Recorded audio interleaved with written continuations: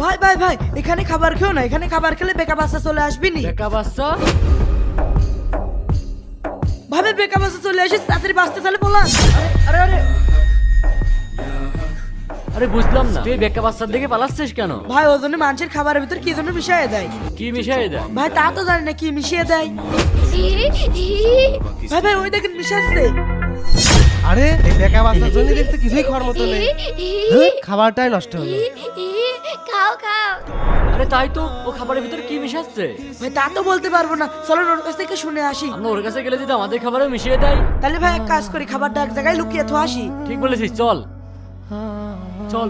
হ্যাঁ চলেন। এই বেকা বাচ্চা, এই বেকা বাচ্চা দাঁড়া। এই তুই মানুষের সাথে এমন ব্যবহার করিস কেন? আজকে তোকে বলতে হবে তুই মানুষের খাবারে কি মিশিয়ে দিস। ভাই বলছি তাহলে শোনেন। দাদু তুমি চিন্তা করো না, আমি তোমার জন্য খাবার ওষুধ নিয়ে আসি।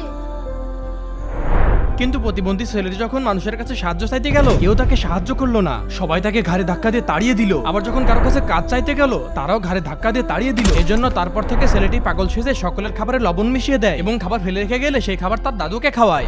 ভাই এই দুনিয়াতে কি কেউ কাউকে সাহায্য করতে পারে না? বন্ধুরা, জুনাইদ এই ভিডিওতে 10,000 লাইক চেয়েছে, তাড়াতাড়ি লাইক করো।